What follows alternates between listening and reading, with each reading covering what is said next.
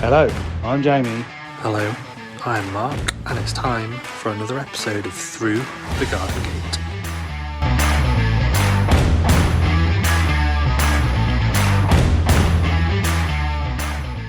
Good evening, everybody. It's Tuesday night, it's 7:30. It's time for another episode of Through the Garden Gate. And Dash has lost his ball, so he's going to bark at us the whole time we're talking. Sorry for that. Good times. Oh, Dash, can you just be quiet? We're trying to do something. Let's see if we can get Jamie in. Hi, Jamie. Hello. Hello. Hello. These pods are working. I'm afraid that the dog's going to be a butt the whole time because he's lost his ball. Oh, I can't. My earpods aren't working. I can't hear you. Dear, take him out. Think about. Can you hear us now? Good morning from New Zealand. New Zealand, isn't he? You're absolutely joking. I hope you didn't really spray them.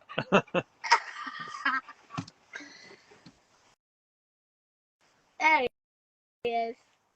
There he is. Who needs those? Dash. Ah! Annoying little dog. Oh, He can lovely. he can be cute sometimes, but not always.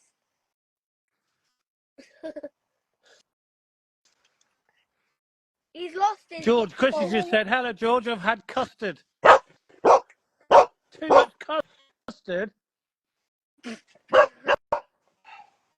How are you, George? You all right? Yeah, I'm fine. Good. Why Dad's had to go and do something because the dog's lost his ball somewhere, hasn't he, Dad? Oh, that's not good, I is wasn't it? involved in throwing of the ball. So how's school? The ball has now disappeared. No, How's that school? wasn't throw it. It went somewhere. Now it's gone. I've lost some signal. Oh, wait there. I've got to move. Sorry. I was under my tree, but I can't be because I ain't got my signal. Got it. Jamie, is it? Yes, it is dark in your place. It's getting dark at ours as well. It's really dark already, isn't it? It's cold. It's not cold here. Not We too were bad. talking, yeah, but compared to what we were talking about, Mark, about 4:30, Yeah. it was lovely and warm, and now it's gone cold. I've got a coat on. Jamie, it was really sunny at that lunchtime. I know it was, wasn't it? It was lovely. It's been lovely all day. Yeah, apart from this morning when it was all foggy. Yeah, we saw Chris talking about fog, didn't we? Did you see that? You wouldn't have done yet, would you? Chris was But yeah, talking about people not having their fog lights on. not good. Naughty drivers. I was trying to get off the drive yesterday and there was lots of people without their lights on. Did you have yours on, mister? Yes. I was like, oh, it's time to get... Oh, no, can't go. They've just not got the headlights on. So, is school all right, George? Yeah, it's fine. You've been back a week or so now, haven't you? Nearly 2 weeks. You've been doing some homework, haven't you? Yeah. Oh, dear. In my old bedroom, my dad set up my own TV in there. Your own TV? Yeah, in my bedroom or in my old bedroom. I don't know. Oh, Playroom. wow. My playroom, yeah. It was your grandma and granddad's old television, wasn't it? Oh, fantastic. What gardening have you just been doing, George? I've been doing the engine and stuff like that. Near the shed. Have you? Yeah, the shed, With yeah. what? With the strimmer or a half moon edger? Half moon edge, I think. Oh, fantastic. Maybe Dad will let you have a go on a strimmer soon. Mm-hmm.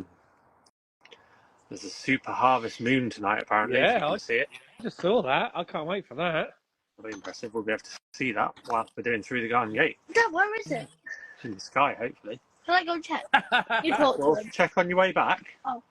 And then, You'll be going in a second anyway, won't you? Dad, one will comment that if I've sort of harvest moving. You go. Then on your way back. Yep. See you in the morning. Hey, George. Bye. Bye. See you, mate. Time on me to get the dog in. Evening. Evening. Where's your new headwear? Well, I took the lights back off the. I've got a light basket. Oh, I meant your new headwear. I saw you with a new hat on today. My one that I was wearing today. Yeah. It was a day of multiple hats because I started off with a woolly hat, and then it got so warm that I needed a sun hat. Yes. But yeah, that was kindly sent to me, along with some meadow seed as well for sowing meadows. Lovely, yeah. It'll should be nice for next year. I need to get some yellow rattle. I want to get it in now so it doesn't, so it sorts itself out for next year. Have you trimmed all yours down yet? Not yet. No, I want to do it probably the weekend. But what I want to do is I'm going to get a big sheet of plastic, and as I cut it down, obviously as I cut it, it's going to shake them to hell, so a lot of it will drop. But I want to chuck it all onto the sheet of plastic and see what else I can harvest as well. See if you can get any more seed out of it. Yeah. Yeah. Just the leftovers. But then once it's down, I want to chuck some yellow rattle in there as well, because I know the grass is just going to start fighting its way through it all again. Yeah, you haven't got the luxury of having the cardboard again this year. You don't want to have to do that every year, do you? No way. No, you can't afford to. Luckily, I've been, the Boston Seeds have gifted me the seed, but I couldn't do it because that packet of seeds was about 80 quid. Mm. That's fine if it's gonna work its magic for the next 10 years. It's no problem, is it? But you can't do it every year. It's just daft. Yeah, that's the problem with doing an annual meadow as well. So you definitely want a perennial meadow, because then it eventually it just looks after itself. The ones that work, we scarify it and then add some sort of cornflowers and poppies into the scarified areas, but that's just extras. The perennials will do the job on their own, but it's just nice to have a few little extra bits, and for a packet of poppy seeds and a packet of cornflowers every year, exactly, a couple of quid. That's so what perennial wildflowers would you recommend then? Oh, all sorts. I mean, scabious is a good one, because there's multiple different types of scabious as well, that flower at different periods throughout the year. Right. And there's one that we've got in the lakeside bed, which is Devil's Bit scabious, which is just in flower now. Me and Chris were enjoying it this morning in the fog with all the cobwebs all over it. Oh yeah, lovely. It just looked really, really good. The dog wants to come back. The dog's barking down there now. I didn't have time to try and find the ball. That's the problem. He's got to have that ball because he lost it. It doesn't matter if you give him a different ball. A specific ball. Yeah, knapweed's another good one. Is it? You said that. Yeah. The only problem with knapweed is it can get quite vigorous. At the one at work, it did get quite vigorous, and we had to knock it back a bit because it was literally taking over everything. Exactly, so there's different types of knapweed that you can get as well. But yeah, stuff like trefoil, clovers, there's all sorts. What's the blue flowered one? Some type of campion. Red campion's another good one. You can put all sorts in there. I mean, you can put foxgloves in there. Yeah. To get it going. Yeah.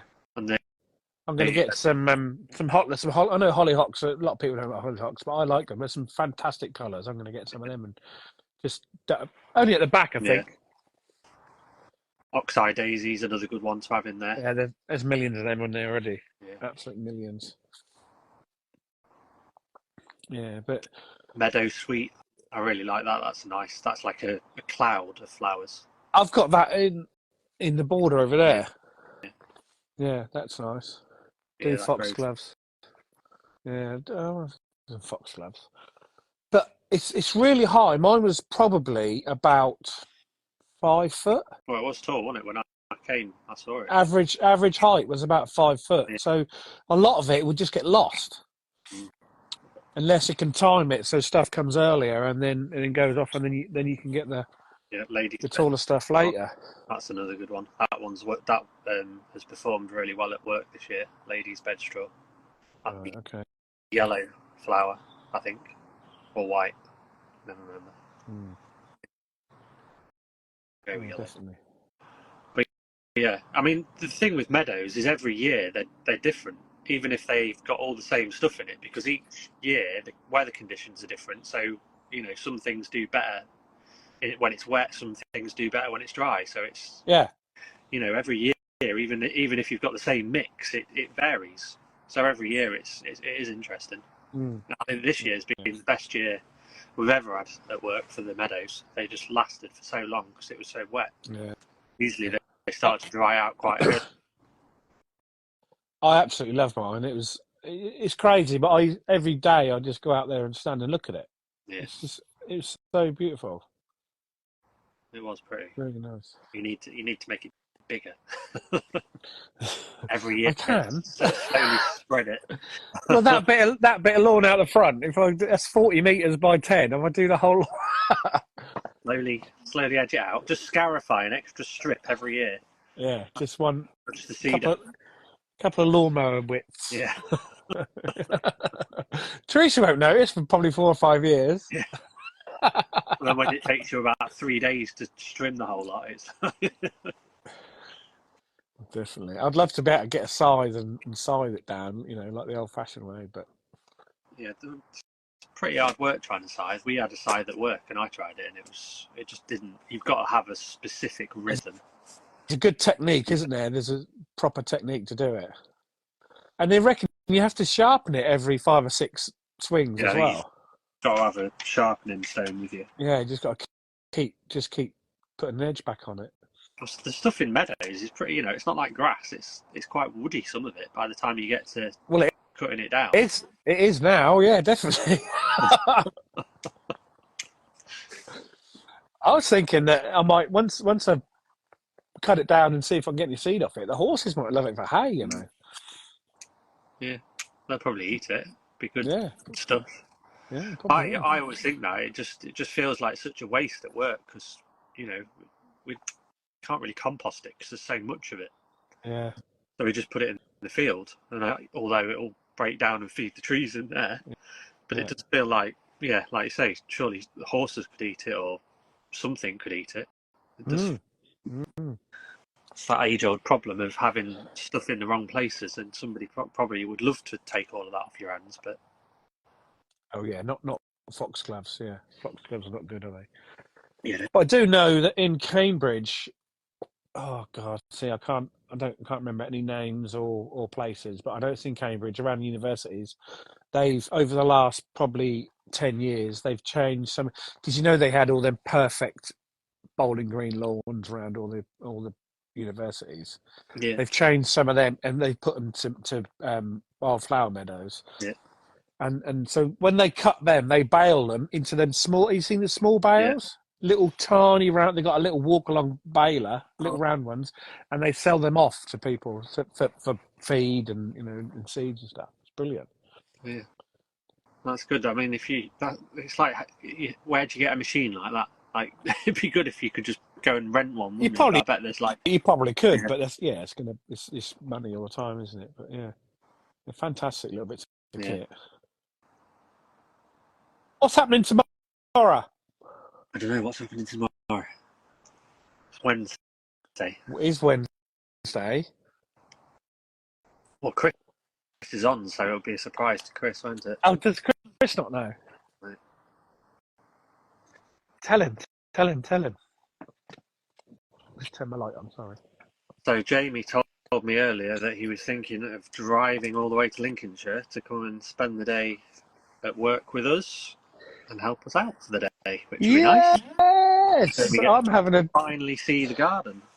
Having a day with the garden riddler and the groovy gardener. 2 head gardeners.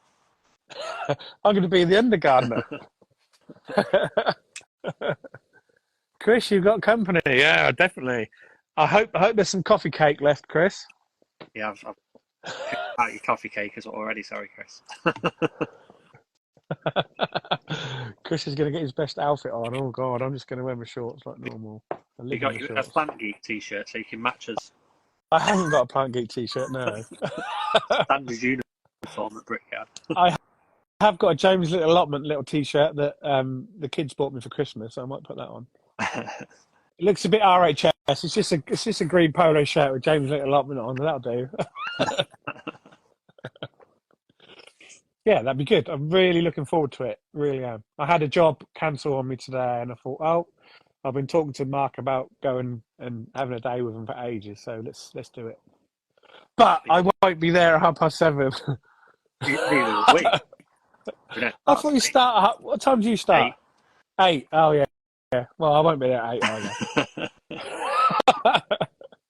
Be closer to break time probably. We'll take your time. Yeah, it'd be good. Oh, I'm looking forward to it, Chris. Thank you. Can we just mention Chris's auction quickly, because I've been on there and I've bought a few bits, and I'm going to buy another. I'm going to buy a rose as well. But what an amazing thing Chris is doing with his the plants from his garden. Absolutely phenomenal. It is. It's a brilliant idea. Raise some more money for Green Fingers. Raise some money for Green Fingers. So, yeah, so if anybody watching, get in contact with Chris or go onto his grid. I'm sure it's on there somewhere, but I couldn't find it. There'll be a link to a online auction, and Chris is auctioning, because he's got to move. He's auctioning all the plants from his garden. Some of them. And from his garden. Well, majority, and everything's good. I think there's 150 plants on there and bulbs. Yeah, and exactly. And the profits are going to go to Green Finger Charity, which is absolutely amazing. Yeah, third web link. There you go. Get over to Chris's and have a look. There's some fantastic things on there. Not that I recognise 3/4 of them anyway. Well, not even available anymore. Yeah, some are gone. I just went straight for Galanthus. But there's roses on there, David Austin roses, that David Austin doesn't sell anymore because they've stopped producing. So there's some really rare stuff on there as well. Well, they are then. That's the ones. Perfect. Yeah, get over and have a look. So, wonders. Our guest is in. Is he? Have you seen him? Yeah, he's in. Okay. Let's get him in then, because we've talked about our crap for long enough. We're on the right page. Let me find the right page. Right page? Otherwise, I'll read out somebody else's. That would be funny. That would be funny. His guest is a columnist for Suffolk magazine, a kitchen garden expert, a presenter on QVC TV, a producer of all sorts of amazing content, a man, a human, a good life gardener, an award winner, a hat wearer, a photographer. He's heading down the garden path so that he can come through the garden gate. It's Ade Sellars. I was thinking exactly the same. What a perfect segue from one to the other. Absolutely excellent. Had to be, didn't it? Oh, yeah, definitely.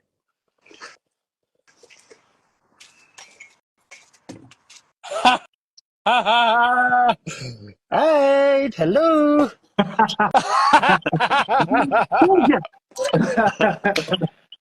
He's got a gun.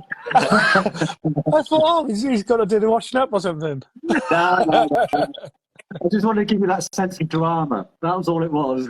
We love a little bit of drama. There you go. How are we doing, Taps? Yeah. How are we doing?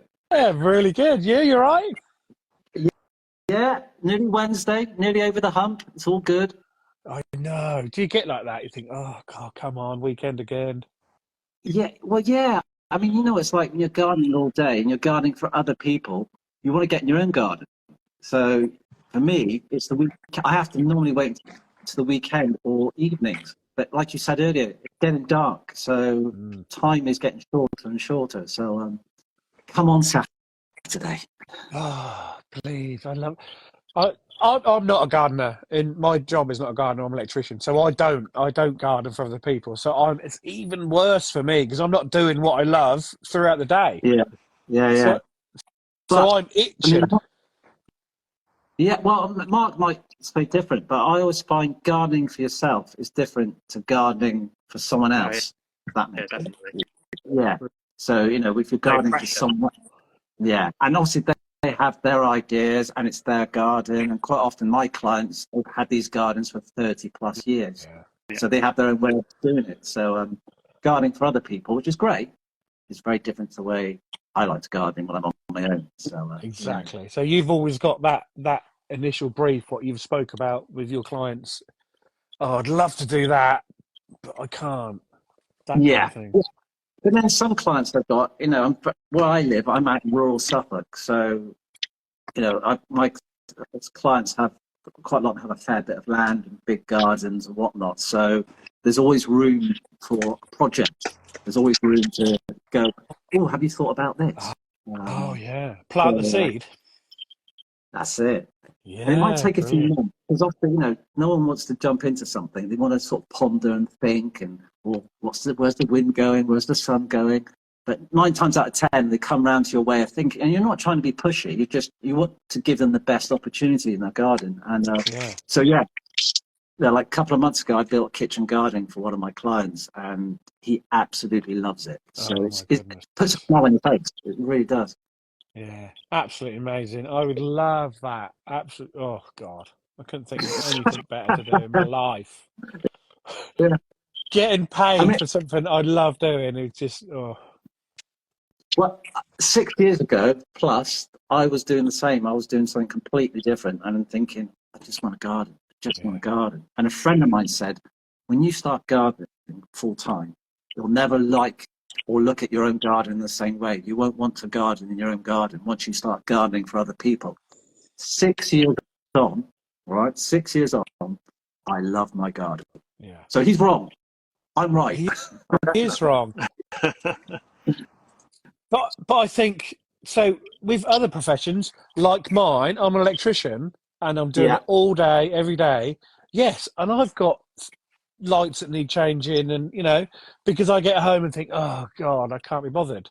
It's because I don't love doing it. But with the gardening thing, if I do it all day, I'm 99.9% sure when I come home at night time, I still want to do it because I love it that much. But can you relax in your garden? Does that make sense? Or are you always looking for something to do? Do you sort of sit there and go, aye, that needs pruning? Or can you just... Not very often. Not very often. Yeah. Even when you're sitting here eating a barbecue at the table in the garden and sitting, having a look around and think, oh God, deadheading needs doing. Yeah. It's like some sort of AA meeting, the three of us. Yeah. Oh wow. So you are a gardener then? For your main income is from gardening? It is from gardening. Like I said, I had a very different career. Living back in London, I had an allotment, I had a garden. And then as the years went by, I got myself my RHS qualifications, and then you're feeding the healthy addiction, as it were. And then on weekend, I got myself a few gardening clients. That wasn't enough. So come 2017, my wife and I, she was in a very different career. We decided we wanted to lead the good life. We wanted to be Barbara and Tom, as it were. So we packed up our bags and we shipped out to Suffolk, and we kind of just found a whole new life. I went to start the gardening business. I do a lot of I'm an editor and director, so I have clients I sort of make video content, film content for, and all that.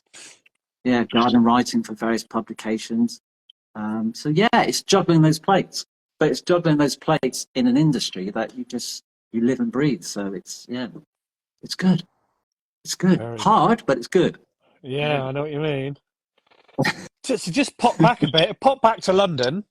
You just said you had an allotment in London.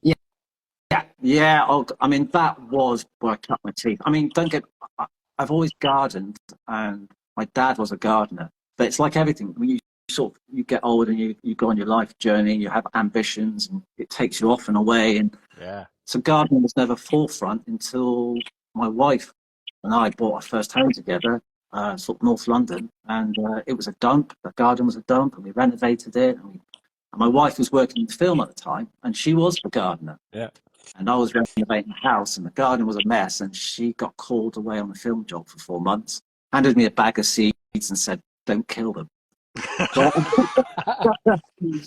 I had 4 months. I had 4 months on my own, and there's only so much DIY you can do before it drives you a bit stir crazy. So I would go out to the garden, and I kind of within 4 months, I kind of created 3 parts of a garden. So I created a flower area, a seating arrangement, and a secret garden. And I'm not saying it's perfect, but it was my learning curve. And and from there, I was like, oh, I wonder if we can grow. Because I was watching a lot of Alice Fowler at the time. She had her own TV show, and she was growing plants amongst her vegetables. Wow.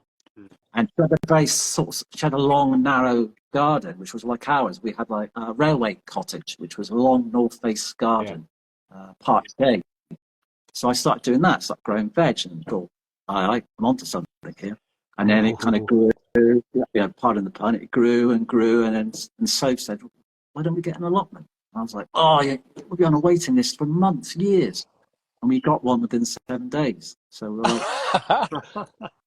See, that's amazing in London, isn't it? And because at the minute, I would imagine the waiting list in London is horrific. Yeah, and the allotment, it was 5 minutes from our house, and we went up there, and she offered us, the secretary offered us several. It wasn't just one; it's several different sites, and we're like, we couldn't get one. And she was like, no, there's one here, there's one here. So yeah, and we were just away you go. Your learning curve, as it were. You do things, you make mistakes, you could try again. Something grows that you didn't think you could grow. It's allotments. Love them. I have a real love for allotments. So, that's amazing to think that you could choose over several different ones in London, where you think a lot of people are in flats, apartments, and they have no outside space at all, and they would crave for that kind of space. Exactly, and I was, and you sort of think, there's moments like that, you think, this was meant to be. Yeah. There's something here, this, the gods are weaving something here, the gardening gods are weaving something. And for the next several years, I would leave London, rush straight to the allotment, pitch black, then go home, get up in the morning, rush to the allotment like 6 a.m, then hop on the trains to get into London. And that was kind of my life for several years. Wow. I had a very understanding wife. Yeah, I think we all do, Ade. We have to. We have to. It's okay. It was because of the allotment. Then Soph, she is my kind of inspiration, my wife. And she kind of said, why don't we start a blog? And we kind of thought, I was like, well, what's a blog? And she kind of explained the blog and the interweb and social media, and Instagram. And so we went under the banner of Agents of Field. So, and it was just about our gardening journey. I would kind of grow the food, and Soph, who loves cooking, would come up with some beautiful, weird and wonderful recipes. Fantastic. And that's, that kind of got us off the ground, as it were. Brilliant. Perfect harmony. Yeah. And, I love eating. So I'm a happy man. But that's what about growing your own stuff is about, isn't it? You can't grow it, but you need to know what to do with it as well. That's the thing. That's the other thing. When I do the gardening talks, people love growing. People want to grow, it's flowers with vegetables, and that's fantastic. But there's the other side of it of, yes, eating it, but quite often, as we always get gluts, we get a surplus. Some people grow a lot so they can store. Yeah. So you need decent storage. You need a decent, if you're going to freeze. When we moved out here, one of the first things Soph got was this huge fridge freezer. And I was like, why do we need one of them? There's only 2 of us. But right now, it's packed. It is packed with different weird and wonderful recipes and frozen vegetables and chilies and berries and all sorts of things. So, it's just something as you go on this good life journey, yes, the how you build your kitchen garden, your growing space, what do you enjoy eating, what do you grow. But then there's the other side of it. Once you harvest, where do you store it? Where do you keep it? What do you do with it? So yeah, you never stop learning. Every year you'll try something new, you'll grow something different, something will succeed, something will pop up that you didn't think, and then you sort of think, well, how do I eat it? What do I do with it? So yeah, it's a good team. It's a good husband and wife team. It's brilliant. It sounds absolutely perfect. Really Yeah. does. Yeah. Learning So how to preserve. That's the thing, yeah. You got to learn how to preserve, and that's what I'm starting to try and think about the fermentation stuff. And Yeah. I do do a lot of pickling at the minute, but I want to get into the fermentation bit as well. Well, we've got the chutneys, the pickles, the jams. Yeah. But also because I have clients, like last 4 years, one of my clients has bees, so I've been learning how to keep bees with him. Likewise. He's been teaching me all sorts of it, and learning how to take the honey and how to jar the honey. And so we have honey here. Something I didn't think about, but because of this client who's now a friend, I have honey here. I have fresh apple juice. Today I was at one garden and he has an orchard which we look after, and we harvested the apples. And today I spent the day pressing apples to make 150 bottles of apple juice. Wow. So that's perfect to what Joe's just said. Sorry, Joe just said, what's your best tip for storing apples? Press it, Joe. Press it.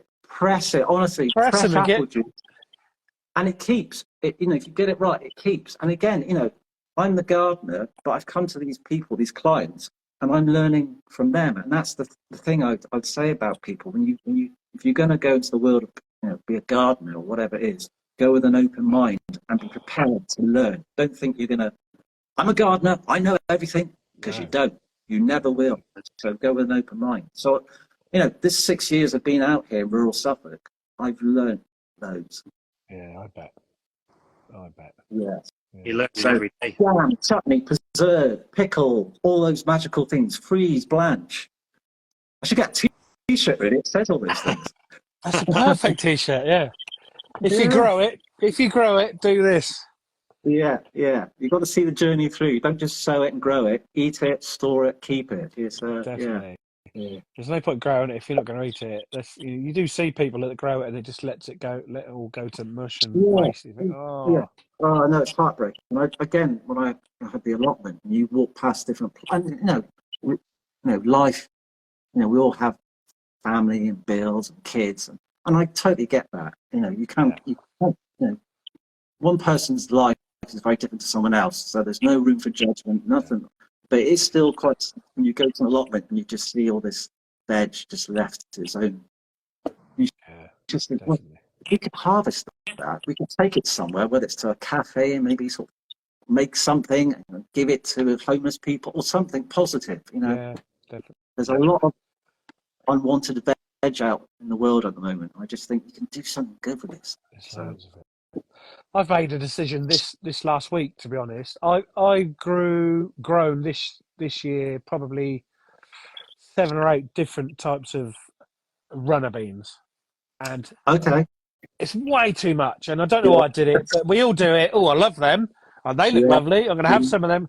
And I thought, oh God, there's just way too many. And I've thrown some. We've eaten loads, but from now on, I said, right, I'm leaving them on, and they're all going dry, and I'm going to have a big jars of dried mixed beans. And that's what I'm doing. Okay. We grow a lot of borlotti beans. We grow a lot of them. And I've got borlotti as well. Yeah, we store. They're really good. They're keepers. You can store them. They'll keep in jars forever. I wasn't sure because of runner. Normally we would eat runner beans as the green pods, cut them up, boil them, whatever. But so I wasn't sure. I Googled, can you eat runner beans? And so many people, yes, just let them grow on, get to beans, and then dry them. Best to dry them still on the vine, and that's it. So that's what I'm doing. I'm leaving all my beans now. Yeah, I mean, all dry. For years, beans. I've sort of let them go and dry. And then I use them again the following year to sow. And Yeah. Why not? Yeah, I shall save some to sow, but I'm gonna, and then Teresa does a lovely cassoulet. It's beautiful. So we'll have lots of them through the winter. Yeah, and that's Brilliant. it now, isn't it? It's the squashes, it's the beans. I've got brassicas that I've got growing, which ideally for the winter. But because of the summer and the spring we've had, I think we're going to be eating them before Christmas. I'm hoping. I've got Romanesco and I've got sprouting broccoli, and I'm hoping that won't hit until the new year. But everything else, the cauliflowers, the cabbages, the broccoli, I think that's going to be done and dusted before Christmas. So, Well, you're lucky to have brassicas. Let me tell you.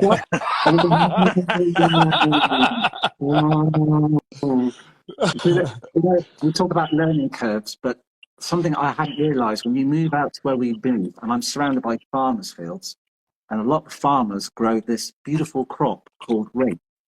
And yes, they do. Someone else who loves this crop is my nemesis, Mr. Pigeon. No, the flea beetle. The flea beetle. And he'll sit out in the fields all spring, early summer, and then the farmer will come along, he'll harvest it, and that flea beetle makes one simple decision. He packs his bags and he moves in onto my brassicas.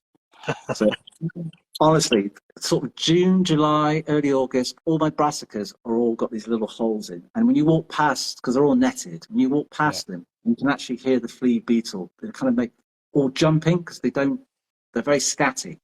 So you can hear waves of flea beetles going. So when you walk out in the evening, you hear this. It's like something from an alien film. It's a bit eerie. Wow.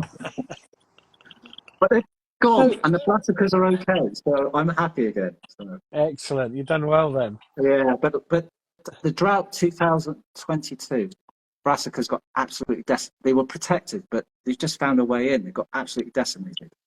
So every growing season is different. Oh, definitely. I was just about to say, because I'm very similar. I've got fields all around me, and we have rape. I could throw a stone into the rape field from here. That's how close it is. We had barley this year, so it's been all right. But I've never seen flea beetle on my allotment. But then that's probably because the pigeons and caterpillars get it first. Nothing left. We've got loads of pigeons, but I don't want to jinx this, but they're not interested in the kitchen garden. So I don't know why. I've just seen Jenny say about nasturtiums. Yeah, we do grow sacrificial crops. We grow a lot of them, and we do grow nasturtiums. And when I built our kitchen garden, I built an area that we kind of nicknamed Bug Metropolis. And in Bug Metropolis, we've got this huge bug hotel, and I've got plants for pollinators. We've got bird boxes, place for hedgehogs. And that was put there because the idea is if I give my critters free bed and board, then hopefully in return they pollinate the plants and keep pest numbers down. So yes, sacrificial plants. Yeah, I have a lot of those. Definitely. I had a massive half a bed of nasturtiums, all self-sown from last year, and they just come up and I left them. But that was just absolutely decimated back to stalks by cabbage white caterpillars. Yeah. And Sophie uses the flowers and the leaves in the early part of the season, salads and drinks. Lovely. But she knows there's a point where she goes, right, back on. That's enough. And within a couple of weeks, they've just, like you said, they've just absolutely ruined. Gone, isn't it? It's just down to a skeleton sitting there. But sacrificial plants, they do make a difference. They do make a big difference. Definitely. Yeah. Crazy. So I'm going to ask you boys a question, and I was listening to you last week, but I'm going to ask it anyway. Okay. How's your growing season been?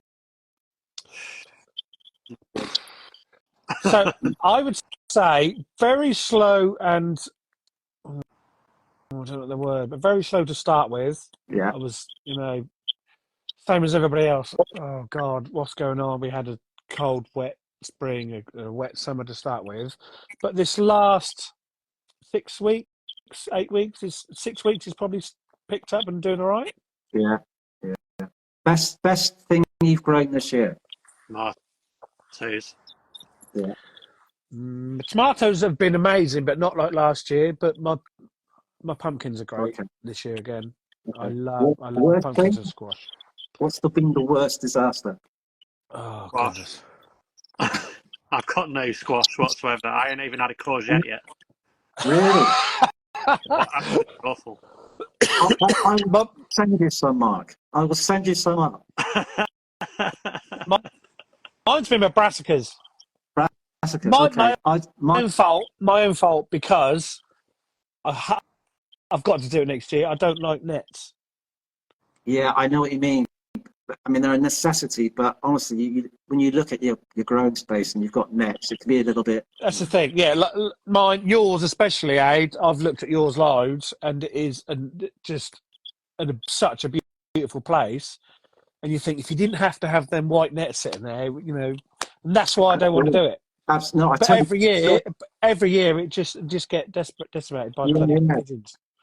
I had a photographer out at the garden last year. They were taking photos for a book, because sometimes I used the garden as a backdrop, and they asked, "Oh, could we take all the nets off?" And we'll stand by, and as soon as we've done the photos, we'll put the nets back on, because it was the height of butterfly season. So I was like, "Okay, yeah, do it." As long as I get some nice photos, I get some nice preview photos. And they took it off, and I was like, "Oh, that's my kitchen garden." I feel bad. And they were taking their photos. I got the drone out, and I got my camera out. I thought, it's only the one-off opportunity where there's going to be no nets, and everything's sort of growing nicely. So and then they put the nets back on, and within 2 weeks, I had cabbage white butterfly on my brassica. So within that little amount of time, they swooped in and laid the egg. I kid you not, and they were really good, and they were really kind and very helpful. And as soon as the photo was done, the nets would go back on. But yeah, in 2 weeks, you could see them. They were all sort of eating their way through. I know. Yeah. It's horrendous. I know. There's bloody thousands of them. Yeah. When you see them, they're tiny like that, about 3 or 4 mil, you think, oh no, you're going to be about 2 inches in about 2 weeks.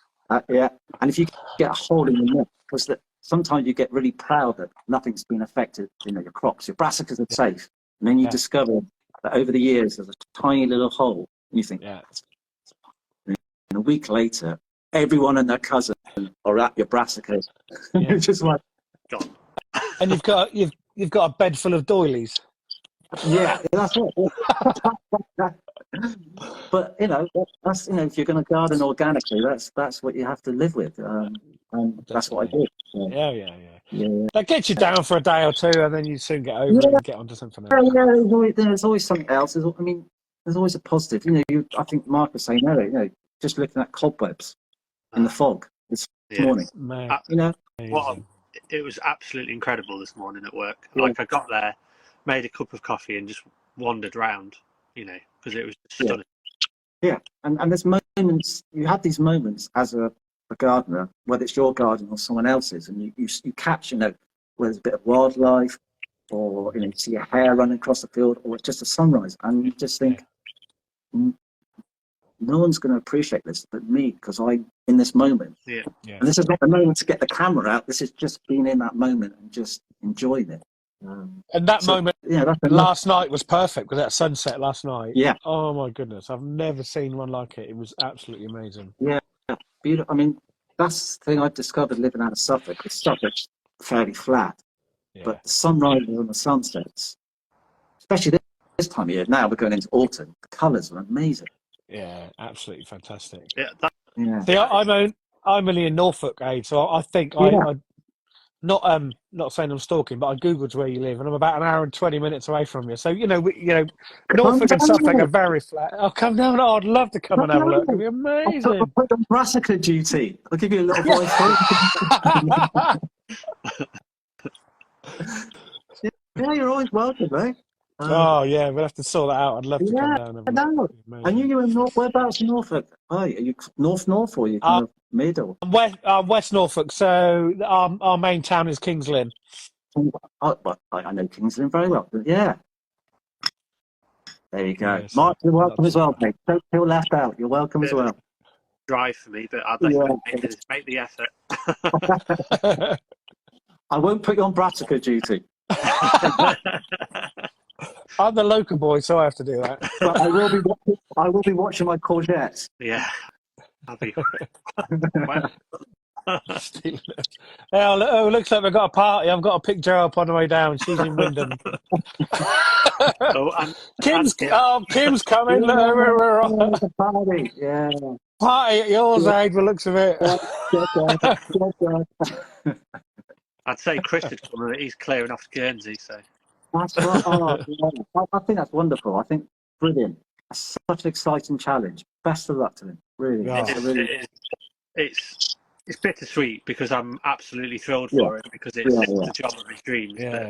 But I'm losing Chris as my assistant gardener, but best of luck to him. He deserves it. He really does. Oh, he deserves everything. But I hope he gives you a free holiday. Oh, yeah, definitely Yes. that. They are. We're in. There you go. I was saying today about a job swap. I think you can do 3 months, and then I'll do 3 months. But just make sure you do the summer. Yeah. And Chris, I was going to say, which months would you choose, Mark? If you had the 3 months, which ones would you choose? Yeah, probably sort of April, May. Yeah. April, May, June. Yeah. Things are starting to happen. Yeah. It's a lovely time of year, and our garden looks very happy that time of year. So there's lots of things popping through. So yeah, I'd go that time. Yeah. Nice. It starts to get a bit tired the further you get in the year, and then it's like titivate a lot. Yeah, and you sort of get into August, and then everything's flopping over, or if you've had a heat wave, everything's dried to a crisp, and weeds have just, the revolution's happened. The weeds have kind of moved in, and all those kind of early kind of dreams you had of glorious, luscious green and colours, it's a bit kind of limited. But so yeah, that's part of it. That's part of it. I noticed my squash arch, because I've got a 10-metre squash arch that goes right through the garden. It's all the leaves are now starting to crinkle up and disappear, and that's autumn to me. That's it. Yeah, you're well in the way. Actually, I don't know if anyone has yet. I've had to harvest half my squash already because they've just romped ahead this year, and all the vines are cracked and everything's gone all crispy. Yeah. So I had to take them in. They're curing at the moment. I had to take them down because I grow a lot of mine up terraces. I grow the Japanese squash, just because limited space. So you can't grow out, you grow up. Exactly. So I've taken over the Japanese squash now. But yeah, I've had a really good crop. So yeah, mine are doing really well. It's been a really good year. I've done lots of different varieties. So last year I had lots of similar ones, but this year I think I've got about 12 different varieties of squash and pumpkins. Yeah, it's really good. But I've got a little bit of an event on in 2 Sundays' time in Swaffham. I'm doing just a little bit of a talk and stuff about harvest and growing and stuff. So I'm trying to leave things on as long as possible, and I'm thinking the tomatoes just keep growing for a little while because I want to take a lovely big basket of different tomatoes and things. I'm thinking, don't finish yet. Just give it another few days. You will grow. You will grow. Yeah. I'll just take a basket of green ones. Take them red. Exactly. Dip them in the water. I was going to ask Mark, what's your loofah? It's getting there. It's growing. It's romping away. I haven't actually got any fruit yet, but the actual plant is the best plant I've ever grown. So. Oh really? Yeah. I've never grown them. I always run out of space in the greenhouse and I think, can I get something else in there? But no, I've never grown them. I'd show you. You probably won't see it because it's dark. Nope. Let me take the light. I can just see it. Yeah. There we go. It's up to the roof now. Oh really? Oh my! Oh yeah, I can see it now. Wow. Yeah, definitely. Oh wow! Look at that. But that's a loofah there. Look. Oh yeah. Being pollinated on. Yeah. See, mine hasn't got that big. Mine's probably still about 1.5 foot. Really? That's the third year on the trot that I've got to about 1.5 foot tall, and that's it. There's nothing else. Nothing else. Yeah. Yes. it's funny, these things we try, don't we? Some things you can have massive success, and other things you think, but you'll go again next year. You know, you'll try it again next year. Well, you just want to crack it. Even if you never, once you've grown it once, you never grow it again. You just tick and go, next. Definitely. There's one thing I cracked and I've never grown again is bloody cucamelons. I talked about cucamelons the other day. Someone said, "What's the worst thing you've ever grown?" I said, "Cucamelons." They grew really well, but they tasted horrible. And I had all these cucamelons, and at the time, living in London where I worked, I couldn't give them away. I go into work with like these bags of cucamelons, and people go, "Oh, yeah." But I didn't realise you're supposed to let them drop, aren't you? Don't pick them, let them drop and get them as they drop. So I was picking them, thinking, are they ready yet? Oh my god, horrible! but there was thousands of them. The dogs just kept plucking them off the plants. Yeah, they love it. They love they eat everything off the bloody plants. My Labradors, but never ever growing them again. You know, people like. But brilliant, best. But for me, the cucamelons are no for me. But, Joe likes them. I like it. Jenny, silly woman. Both said they like them. Oh no. Okay. Only 2 people in the entire country that like them.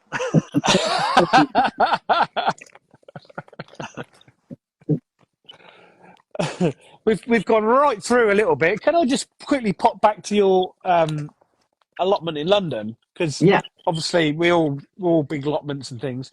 So when you got that, you had a choice of lots of different ones. Were they rack and ruin, or were they put? Good? So the plot I ended up with, an old boy, been there for years. He died nearly 10 years before we took it on. That's why, and it hadn't been touched in 10 years. And what they've done, my goodness. but what they've done, they put down carpet over the.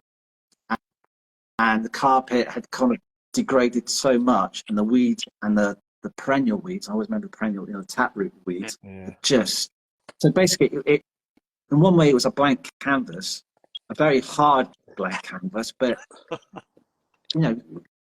that's the only way to learn. I started from ground zero and just worked my way through it. I probably made the one obvious mistake. I cultivated the whole plot and nearly killed myself, where now I would say to people taking on allotment, just do what you can do. Don't overstep that mark. Don't go too far too soon, simply because, like I said earlier, we all have lives. We've got family, kids, bills. And, sometimes there's a real juggle. So and then it doesn't become enjoyable. It becomes, I need to do this, then I need to do that. And you don't, you're not in the moment. You're just doing the jobs list. And sometimes, you're digging a bit of soil. Yeah, you're getting rid of the weeds, but that's part of the journey. You've got to enjoy it. So don't overstretch too soon is what I would say. You can't, can you? Because if it's not fun, you'll soon get bored of it and you won't want to do it anymore. And I always remember one of the old boys. He was a neighbour of mine, John. He was a lovely guy, and he taught me loads. And he always said, don't overdo it. Don't kill yourself, because you'll lose. He said, so many younger people come into the allotment site the first year, and within a year they're gone. Because they've overstretched themselves and they don't have the time, and then they feel guilty, and then they lose the sense of enjoyment, and then everything, because they can't get there often enough because they've cultivated a big piece of land. The weeds come in, all the lovely beds and borders and paths they created, the weeds come in, and they lose that sort of sense of hope and enjoyment, and then they go, that's it, I'm done. Yes. It can be really overwhelming, can't it? It can be, but the other side, I was lucky. The allotment I took on, I was surrounded by the old brigade, as it were, and there was that, you sort of sign up, and you could see them going, all right, here we go. Boy, got another one. He won't last. He'll be gone in 6 weeks, and then you build your plot, you plant your plants, you create your shed and your polytunnel and whatnot, and then they start trickling on the weekends. They come over to your plot and go, all right, boy. Yeah, that's all right. I wouldn't do that if I was you. But then you get all that kind of, and then finally you get accepted into the inner circle. And you're in the inner circle is when they start giving you plants or come over and give you lots of advice or compost or whatnot. And and you learn, they have, these guys and girls have their ways, but you learn, being open-minded, you learn a lot. That's the best advice as well from somebody who's been working that plot for the last however long. They know how that works. Yeah. And like I said, they've seen it time and time again that people come and then people go, and then they can track it. They'll go, right, next week, that chap or that woman, they'll probably call it a day, all that kind of stuff. And they're not trying to be horrible or negative, because they do want, the people I was surrounded by, they want people to be at the allotment. They want people to thrive, because when you've got an allotment that's looking great, or someone's really excited and it's a mess, but someone's excited, it just lifts the community. And you meet new people and you exchange ideas and you exchange plants and seeds. And at the end of the day, that's what, my experience, the allotment I was on, that's what people wanted. So it's, so it is kind of sad when after, 6 weeks or 6 months, someone does give up. You can understand why. Yeah. It's not a judgment thing, but it's a shame. So it's a shame, but it wasn't a shame for me because I was lucky enough to get a plot, like I said, within 7 days. Yeah. It's gold dust. How long did it take you to turn it around so you could actually start planting, though, if it was full of carpet and God knows what? So we took it on end of January. I remember that, end of January, and we will grow. We had a first season of growing, and it was so we took on 5 poles. Does that make sense to you? You get 5 poles. So we took on 5 poles the first growing season, and then by the end of the summer, I took on another 5 poles. Wow. So I was kind of feeding the addiction, as it were. Yeah. And then 2 years later, there was an unruly orchard that had been left to ruin. So I took that on as well with one of the old boys. We kind of both looked after it. So, and then there was wasteland at the bottom of my plot. So I cultivated that, and that's why I put my polytunnel. So brilliant. The empire grew and grew.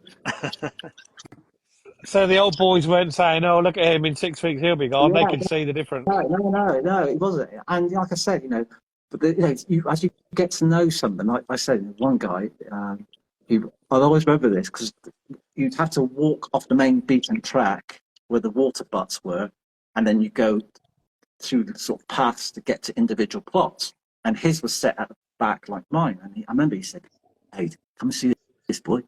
And he took me into his polytunnel, which I'd never been in before, which I thought, oh my God, it's the inner circle. Honoured. And he went, and he lifted this barrel, and there was a pipe with a tap. And what he'd done in the middle of the night, he'd kind of channeled a pipe all the way back to the water butt connection. You had a connection all the way to his polytunnel. So he never. I used to have to. It was kind of watering cans to get to the water. Honestly, and I was like Arnold Schwarzenegger by the first season.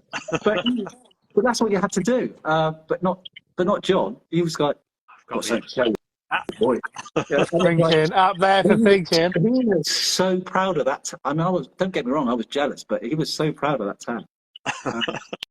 So when people show you or tell you things like this, you think, yeah, I've made it. I did. Yeah. So he showed you his tap, but were you allowed to use his tap?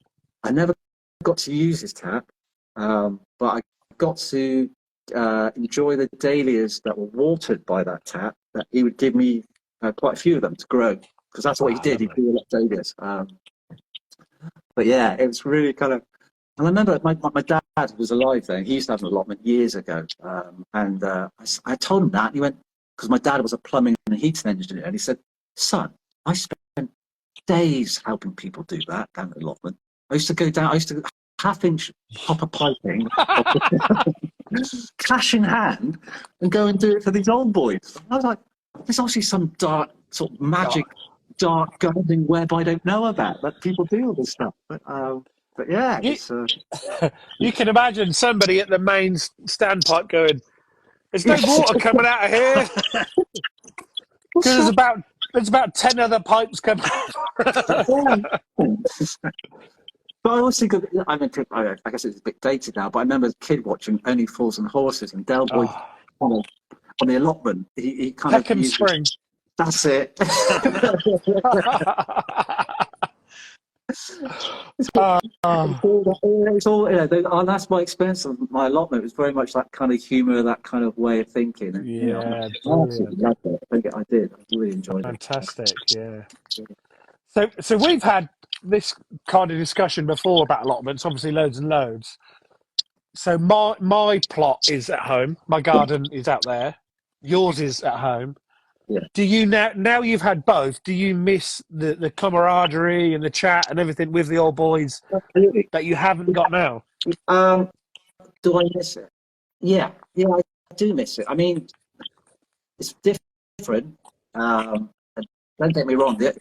To go to the bottom of your garden. I mean, I like a lot of people. I built my kitchen garden from scratch. So when we moved back here, we bought an old derelict Victorian schoolhouse. So it's the first 3 months we were here, I didn't even look at the house. I just built a kitchen garden. That's what I did. I was like, kitchen garden. So we moved in October because I wanted to get the kitchen garden running for next spring. So You've got to get ready for the season, yeah, definitely. And that's what I did. And I know, so I'm very proud of that kitchen garden and how I built it. And it is like anything, you build something, you create something, and then down the line you think, oh, maybe I'll do that different, or I'd add that, or I'd do that. So yeah, I am very proud and very happy with my kitchen garden. And it brings you so much joy, whatever time of year. Where the allotment, I'm not going to, the community I have now is obviously different to when I had the allotment, because with the allotment, you just have to stick your head out and go, all right, John? And, it can make up a conversation. But there are days you be on the allotment, you just want to be on your own, or you just want to listen to the birds, or you just want to sit on your bench that you've made and just daydream. So there's some things I miss about it, and some things I just think it's that sort of learning curve. You've had the allotment, you've had that wonderful several years, you've met all these people, you've learned so much, but because of that allotment, that was my springboard. If it wasn't for my allotment, I wouldn't be here tonight talking to you. I wouldn't have been lucky enough to get to Gardener's World this year and do what we did. All these wonderful things, and it's because of the allotment. Well, it's actually because of my wife going, you need to get an allotment. And then, and that. So it's a journey, and when you look back with hindsight, you think, well, that's meant to be. That's meant, and you can see the stepping stones. So I miss it. I'm grateful for it, but because of it, it's opened up other doors and learning abilities I now have I didn't have when I took on the allotment. So that makes sense. Yeah, perfect sense. Yeah, Mark, have you ever actually had an allotment away from your house? No, nothing. No, I haven't. Yeah, it's you sort of see, you sort of read and you sort of hear about allotments under threat because of building regulations and people trying to muscle in. And after a time I was out in Watford, and there was a allotment site there, Farm Terraces, I think it was called, and it was an old allotment, over 100 years old. And then the mayor at the time decided she wanted to turn it over for building, and there was a huge campaign. And they went to the courts and everything, and there was a whole campaign, Save Terrace Farm, I think that's what it was. And this mayor just kept saying, "Oh yeah, we're going to do something good and positive and blah blah blah." They won, and they basically I think they've turned it into a car park or something. And you met these people. Soph went to, is it the Courts of Justice in London? I can't remember, but Soph actually went when they were all there to put the appeal in. Soph, I had to work, but Soph went. And it's like the press photos, and she's all with them and all that kind of thing. And these people just loved their allotment. These people, like, there was like an old gentleman, Italian gentleman, that had an allotment there since he came over here, I think in the 50s, raised his family. His family raised their grandchildren, and the allotment was the hub of it. So he was growing produce that he would grow in Italy, growing it in this allotment. Allotment neighbours would obviously become friends, and he would pass it on to them, or tips, or vegetables. And these things would, when I say grow, the techniques and the different vegetables he grew would be passed on. And it's, when you see that kind of the word I'm looking for, how it's all embedded. And then someone comes on and goes, right, I'm going to turn it into a car park. You just think the heartbreak these people go through. You know, you don't realise allotment means to the community. Just thinking about it, if there was some reason that we had to leave here and I left that, I'd be absolutely devastated. Yeah. I think, you know, someone sat in, you know, an office somewhere in London going, right, we need to build so many houses and we're going to take this allotment site. There we go. Yeah. We'll take the brownfield site, but no, we'll take the allotment site. And you just think... Did they have to relocate them to another allotment then? They relocated much smaller allotment, but... Because there are laws, aren't they? There have to be certain amount of laws for a certain amount of people. But what they did, they sent them to an allotment which was much smaller, and they couldn't send them all. And also at the same time, this allotment was very far away. So for people like, you know, who are retired, people who have struggled, they had the allotment down the road for a reason, because they're not particularly able to walk through, but an allotment they can get to, and it's part of their routine to get them out of the house, to get them motivated. Yeah. There's no way, you know, some of these, you know, older generation are going to be able to get to the other side of town with the buckets and the spades and the trowels. Yeah. So it was a real, you know, really upset a lot of people. I won't blame them there because that'd be a bit unfair, but yeah, I'm not a fan of hers. I'm not a fan of hers. Just, yeah, when you see it up and close and personal, you know, thankfully it wasn't my allotment, and a couple of the people that had that allotment, they did relocate to my allotment, but they ended up giving it up because it was too far away. Yeah, that's the problem. And unless it's on your doorstep, it's really hard to. Exactly. I mean, my allotment was on a green belt, so it's protected to an extent. But even now, you sort of hear stories how people are trying to change things to get the green belt and all that, and it's just stop it. So yeah. A lot of people use their allotments. They pack up coffee, flask, lunch. They go down. They take the kids down and have a day down there, don't they? Yeah, exactly. But that's the difference with me. We've had this chat lots of times. Like I said before, with me, I can pop out for an hour and come back in, pop out. But then, like Ben, who used to be with us, he said, "Oh, I like the separation. Yeah. Get away from the house, get away from the kids, and." That kind of thing. Yeah, no, I totally get that. And for me, towards the end of my allotment time, it's just because of the job I was in. Like I said, I'd leave the house 6 a.m. I'd get off the train about 7:30 at night, go straight to the allotment. And again, I have a very loving and understanding wife, but you have to. There's other aspects of a gardener's life, and you have to be present, and you have to engage, and you have to do all these things. So if your allotment is half an hour away, that can be a real struggle for you. Exactly. Yes, that's a big chunk of your day gone again, isn't it? If it's already taken up with travelling and things. Exactly. So in that regard, having the kitchen garden is an absolute godsend. And it's lovely because she's very much part of it, but she'll go down and potter and come back with various bits and bobs and go and do something. Where before, quite often I'll be at the allotment and I'd bring back whatever, and Sophie would go, right, what we got? Okay, we'll do this, or create this. Where now Sophie's got the kitchen garden, and she can just potter at her own pace and go, a bit of that, take a bit of that. So yeah, it's I'm very grateful for it. Very grateful.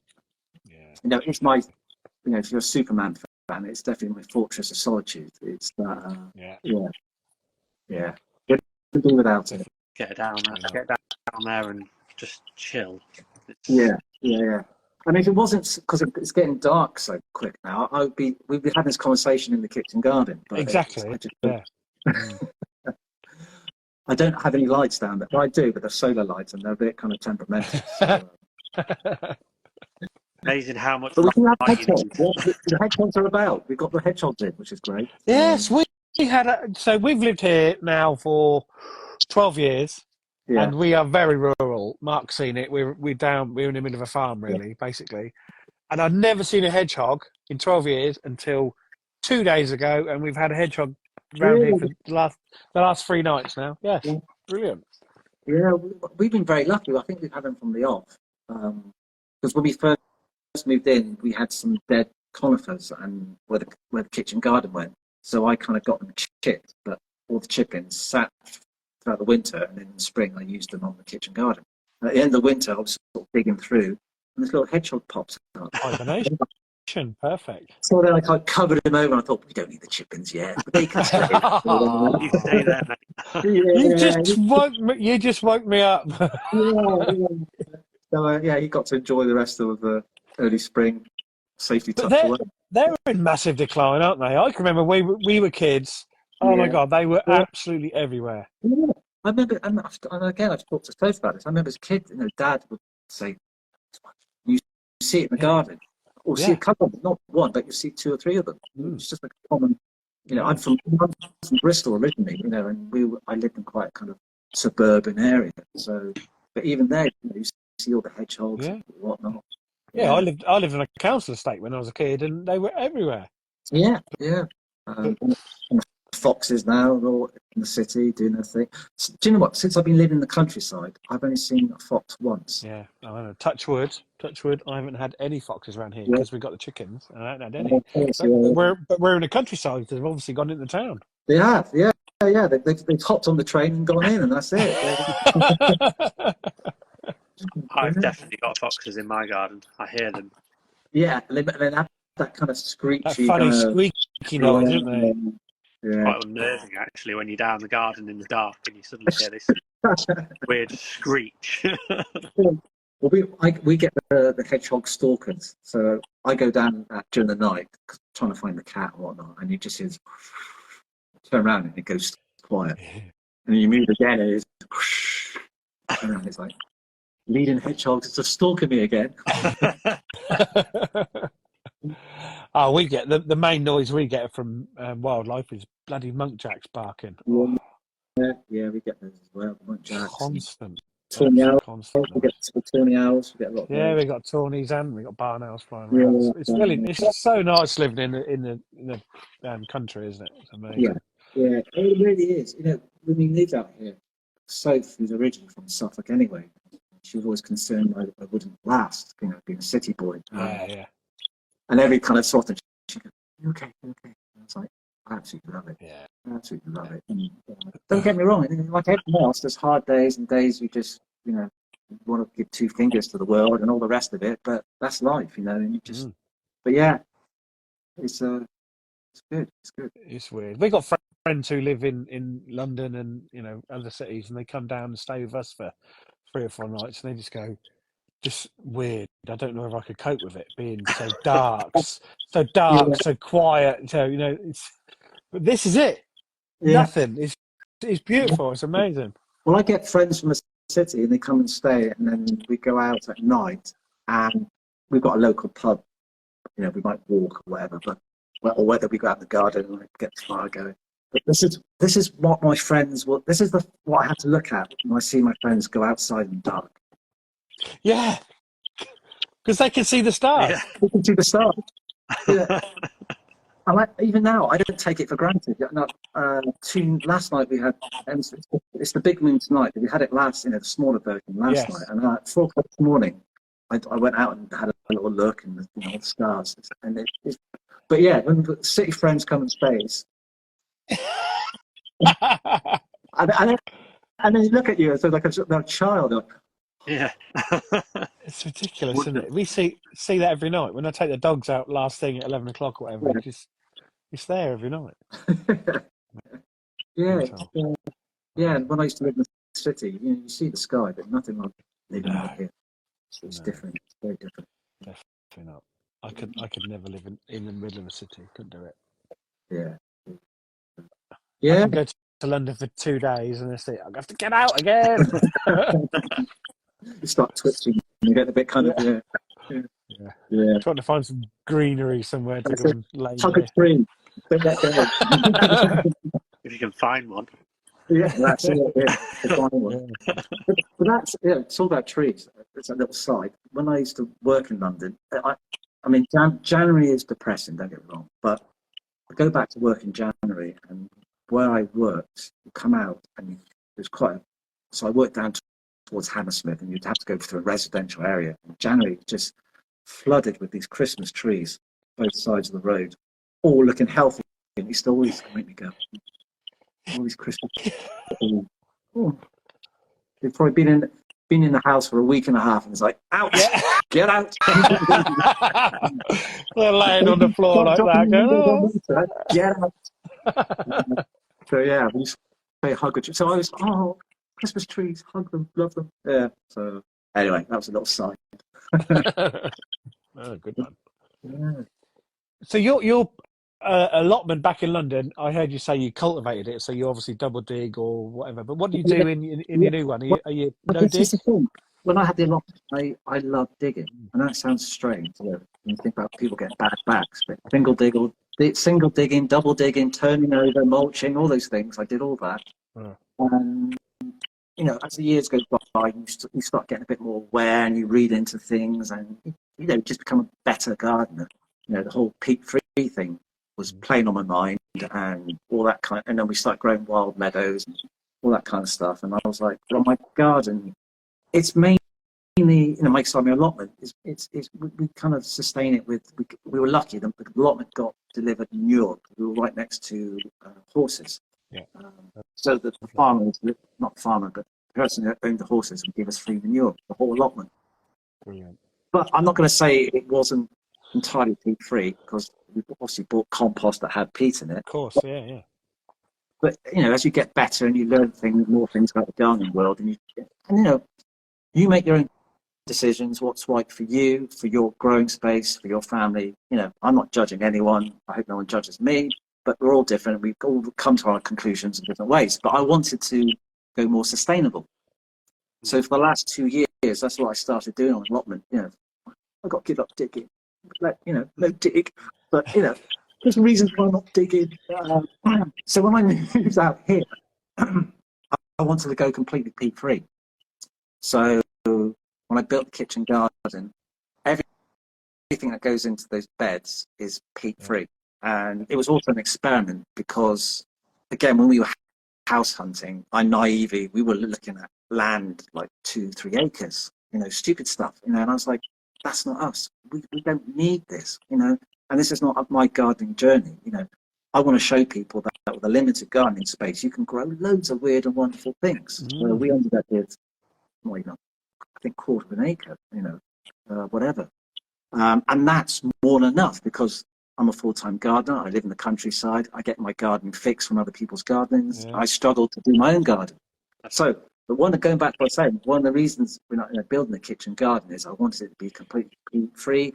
You know, we talk about biodiversity, sustainability, all those key words, but they mean something. You do a little homework, you do a little understanding. They mean something. And I thought, you know, if I'm going to move to the countryside, if I'm going to build something from scratch, my conscience plays a part in this, and I want to be peat-free. So I wanted to see how peat-free would stand up as well. That was the other thing. So I used a company. I don't mean use this in a horrible way.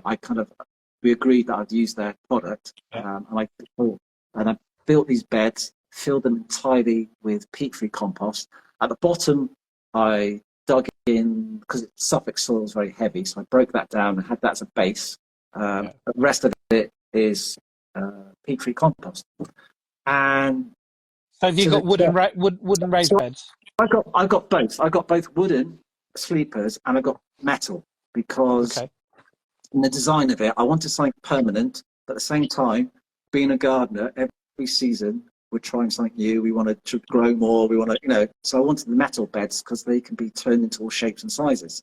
Yeah. So basically, the beds I had 5 years ago, 5 years on, they've all had children and they've doubled in size. There's a lot more beds and a lot less space. So, but that's what I do. You know, if you can't grow out, you grow up. And then to this day, everything there is peat-free. Everything's there is peat-free. The only thing I did when I dug up the turf, I put that around the side, and that's all on the outskirts of the kitchen garden, and that's all broken down. And I used a lot of that as part of dug metropolis. The rest of it is just, it's heavy soil, and over the years it was broken down. I've used that to go back in the beds. So all peat-free. And as someone who's been using peat-free compost in a complete kitchen garden for, this is my 6th growing season, I am a very, very happy gardener. I'm a very happy gardener. And I know everyone has an opinion on peat-free, and that's fine. And some people swear by it, and some people loathe it. My experience with peat-free, yes, I do mix it in with loam or with soil, but it's all done with good conscience. It's been as far as I'm concerned, it's been a success. So yeah. I think the composts, peat-free composts, are getting better. This last 18 months, 2 years, they're starting to find a level, but previous to that, God, there's been some absolute rubbish. Yeah, and I've tried them. Part of my experiment for me, it's not for me. I want to go write about it or share with the world. It's just for me as a gardener. I want to grow the best produce, so I have to do my homework. I have to find out what works for me, what works in my garden, and I've come across some dire stuff. Because compost is expensive, but when you open that bag, you don't always know what you get. So I do make my own compost. I've got 3 big bays, and I make my own, and that adds to it. That adds to the peat-free compost. But with having your own, if you're lucky enough, that's the other thing. If you're going to build yourself a kitchen garden, you've got the space, I would say, make some compost bays and start making your compost. Even if you're still building your kitchen garden, start making your compost, because you can never have too much compost. And you know what's going in those compost bays, and then you know what then is going to go back out into your bed. So you've got the space. Get yourself some compost bays. Yeah. First thing to start is make your compost bins, and then do your kitchen garden. And not everyone has the space. But if you do have the space, I would say make the compost bays. Make them. And this is where we get a bit gardening geeky. When you sort of start with a compost build of all sorts of offcuts and bits and bobs, and you go back to it a few months later, and it's just that rich black gold, and you just think, I'm a proper guy now. What you done? Look what I can do. It's just another skill to have. It's a great skill to have if you can make your own. And I do, and I make compost myself. And again, I've got gardening clients who have compost bays, and I built the compost bays, and we've all got compost. There's so much matter because they have large gardens. There's so much matter that where before they might burn it. That's fine because we can use the ash on different things. But you could also save yourself a few quid down the road. Obviously, there's the investment of building the compost bays, but once you get into the run of it, the system, it's amazing, isn't it? Because if you've got at least one bay full every year, that is such a valuable thing. You can couple your mess with it. Yeah, exactly. And once you're in the system, it's a bit of physical labour, but I'd rather do a bit of physical labour than have to put a hand in my pocket and spend money on compost. I don't know what it's like. Yeah. So, and it's so inconsistent. Every time you buy a bag, it can be different to what it was last time you bought it. And sometimes you get those. Yeah, and sometimes you get those little Brucey bonuses: bit of glass, bit of plastic, random tea soldier. Oh, you don't know what you're gonna get. And then obviously there's a thing a couple of years ago, which I don't know how wide it was, but compost was getting affected by fertilizer. Not for everyone. I'm not saying. I had that. But there's that thing where I guess some producers put compost or compost material near a field that uses fertilizer. And obviously fields leach and they drain, and obviously that fertilizer runs into the compost. And I know there was a problem a couple of years ago with some grow bags. And tomato plants were getting distorted, and people couldn't work out why, and they traced it back, and it turned out that was the reason. But there you go. Kim asked about seed sowing. What compost would you use for seed sowing? Because she really struggles with peat-free for seed sowing. Do you know what? For seed sowing, I use a mixture. So I've used seed sowing peat-free compost. I find that very heavy, very wet, in my experience. So I kind of mix it up. So I actually mix multi-purpose, peat-free multi-purpose, bit of I can't know. Perlite. There we go. Perlite. Bit of perlite, and that is it. And that's worked for me for several years. You know, I'm sure people will have better ways of doing it. I'm sure there's better information out there. But it's that thing of find something that works for you. If it works, and it's it doesn't cost, or it's not unattainable, and it meets with your conscience or your standards, then yeah, go for it. Yeah. So that's what I do. I do multi-purpose compost, good multi-purpose peat-free compost. I even use my compost, so I kind of do the shake and vac thing. Yeah. Do the compost, sieve it, and I use that, and because I used last year, I gave peat-free seed compost a go last year for my aubergines, peppers, chilies, and tomatoes, and they all rotted. We got little plants, little seedlings, and then they all rotted. And I couldn't work out what it was. And then I was talking to another gardener, I won't mention their name, but they had the same problem.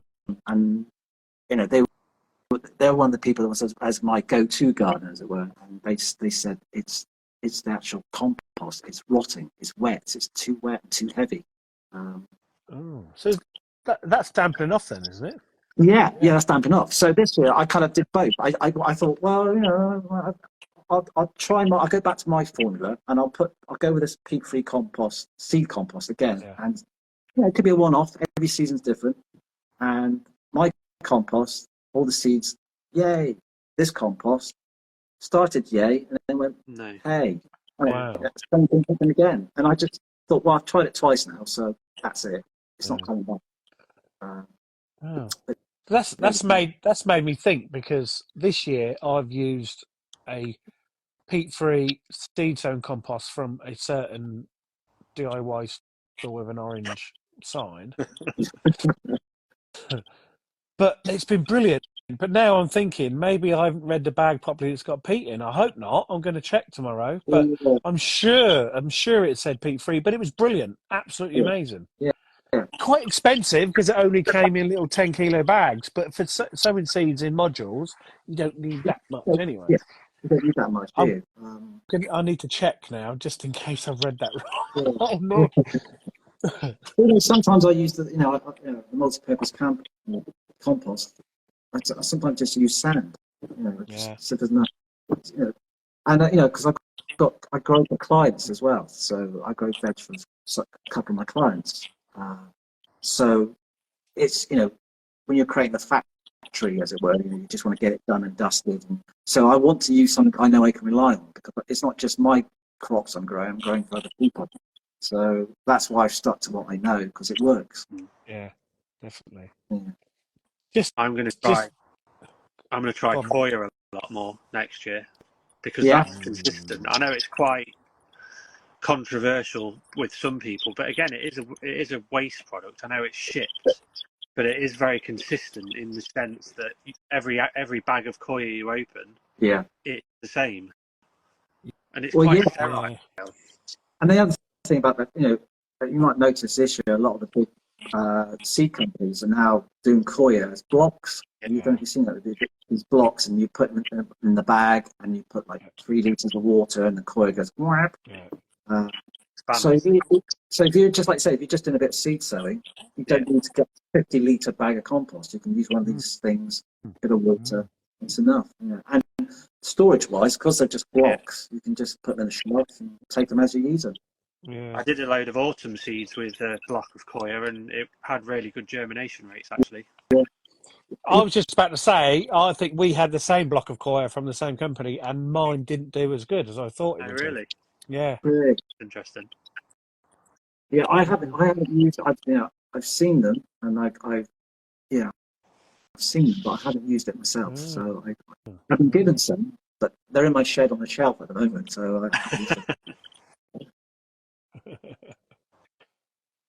them. You just said something about you grow vegetables for clients and things. I just want to big myself up a little bit quickly. So we went to a lovely restaurant the other night called the Orange Tree in Thornham, Norfolk coast, and there was a heritage tomato salad on the list, on the recipe menu, and the tomatoes were from the Isle of Wight. And I Okay. said to the waitress, "Can you just ask why are they from the Isle of Wight? Why not local?" She said, "Well, we can't get anything like it local." So I said to her, "Well, I grow heritage tomatoes. I've grown 27 different varieties this year." And the chef came out, and I showed him pictures. And I bought the salad, and I said it didn't taste no better than any of the tomatoes from Tesco's, to be honest. And I showed him pictures of all my tomatoes. He said, "Well, next year we'll do a deal, and I'll get all my tomatoes from you." Yeah, man. Yeah. This is me dropping my cap. Dropping my cap to you, sir. And but just that, just so. But whenever you know all the different posh tomatoes that we grow, the black ones and purple ones, yellow ones, when you show them to somebody who gets a red tomato from Tesco's, they go, "Well, what are they?"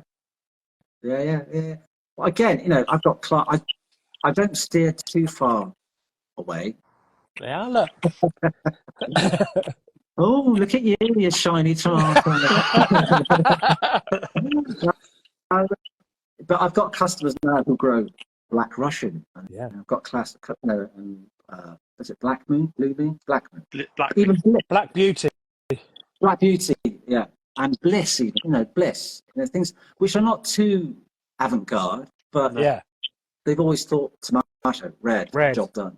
Yeah, golf course size, yeah. And I grow a lot of just red tomatoes myself because I do find them quite satisfying to look.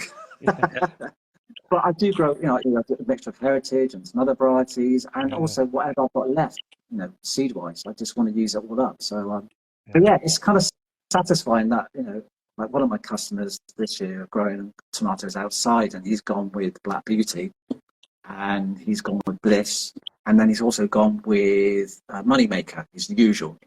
Oh yeah. But he's loving Black Beauty. He's loving not just the tomato, but the plant and the way it's growing. So it's so he tells me he wants to do it again next year. So we'll see. Yeah, they're definitely my favourite thing to grow. I absolutely love it. I love growing them. I love the smell of them when you walk into the greenhouse. I love when you're trimming them and the smell. Even the green you get on your hands, which is stains you for 4 or 5 days. I just love them. Some people really don't like that. I love it. I love it. It does remind me of my dad and my childhood. Exactly. Same as me. And that's what part of gardening is. It's smell or flower or plant or taste. It gives you. It's a memory, isn't it? Some craft, and some of it take you back to your childhood. Some of it be the first season when you had your allotment. Yeah. But that's the other part of the gardening journey, isn't it? It's the memories we create and the things we flip to when we taste something or we smell something. It's all about the senses, isn't it? It is. It's just the best, and we all love it. I love my garden. I love gardening. Full stop. It's brilliant. Yeah. Really, really is. So, Ade, I've got a list here of loads of things that I haven't asked you because we're just. Invite me back. I'll come back. Yeah, definitely. We'll have another one. Definitely. We'll go again. Do you know what? This might be an AA meeting, but just the three of us. But I've had a great time. It's been really, really good. It's not quite finished because Mark, at the end of every one, you might have seen that Mark does his lightning round of questions. So you've got to face that now. Okay, no pressure. No pressure. I'm ready we to need we need some tense music, really. So, first one: tea or coffee? Coffee. Excellent. Flowers or edibles? Edibles. Beach or forest? Forest. I think that did. Go to emoji. I'm emoji things. I'm a child. I'm a fan of Rick Mail, so I'm going to say the Puma emoji. That's the first time that one's come up. So it has. I grew up wanting to be the next Rick Mail, so that one is always going to win for me. Brilliant. If you could have one snack for the rest of your life, what would it be? One snack? What do I... Cucamelons. Even now I'm twitching. Can I say tomatoes, because I'm like you. If I walk past them, I just eat them. Constant. If only you could have that all year round, that would be amazing, wouldn't it? You get it all year round. Job done. Boom. Yeah. Excellent. Dogs or cats? Gotta say cats, because we've got a little cat, but I've had a dog, and we're hoping to get a dog soon. So Ooh. cats. We all Cats. know the answer. Finish the sentence. My perfect day would be With my wife. Brilliant. excellent. In the kitchen garden.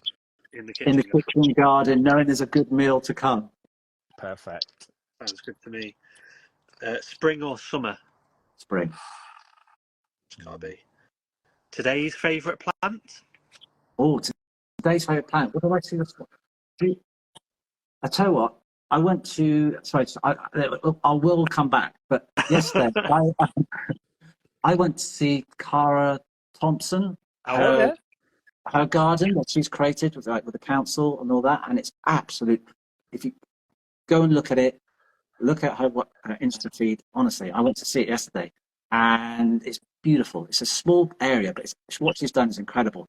And I'm a fan of. I'm going to pronounce it wrong. Gora. Cara, yeah. Cara, yeah. That's my Bristolian accent. Gora.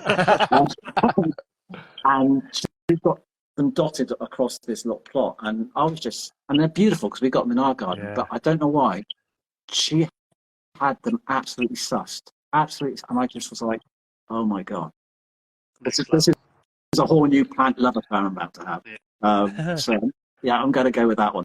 Brilliant. Cara. Yeah, Gara. Unlimited compost or unlimited seeds? Compost. Definitely. And the final one, if you could choose one plant to describe yourself, what would it be? Edible or flower? Oh, it doesn't matter. Whatever you want. A Trombonchino. Yes!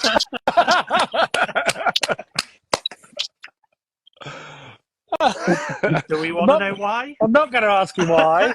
If you invite me back, I'll tell you. Oh, fantastic. Absolutely brilliant. Really, really good. Oh, thanks. Ade, I've had you. a fantastic evening. It's been really, really I've really good. enjoyed it, and I've really enjoyed getting to know you boys a bit more. Likewise.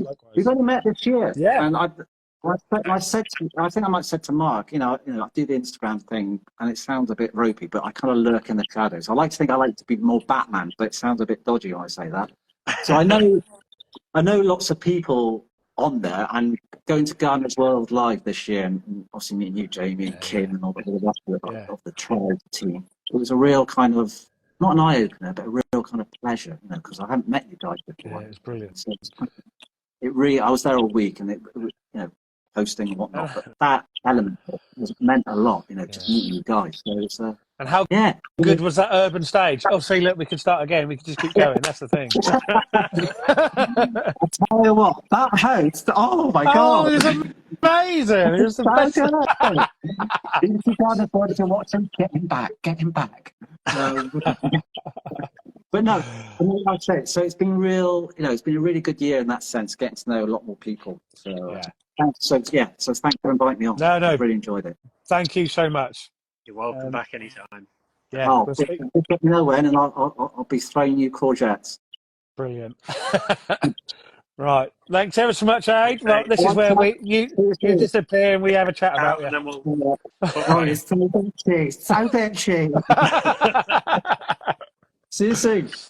Cheers, mate. See you later. Thank you. Bye-bye. Oh, awesome. I knew it was going to be a good night. Really did. Again, I had a list of stuff, and I think we've covered one thing on it. I know. Yeah, I've got. Yeah, definitely. Exactly. There's lists and lists and lists of different things he's done and doing and God knows what. But no, I think that was really, really good chat. What a fantastic man. Really good. Lovely man. Brilliant.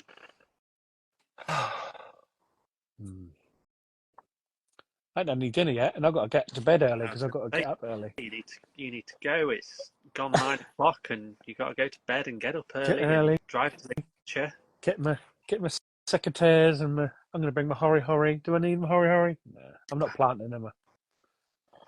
Okay. I want to drive the tractor. You might have to fight Chris.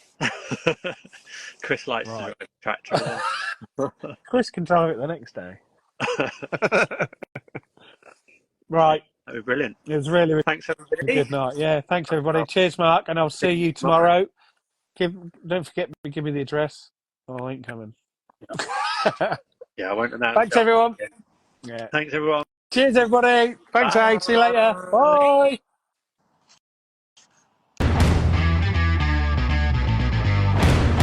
Thank you for listening to Through the Garden Gate.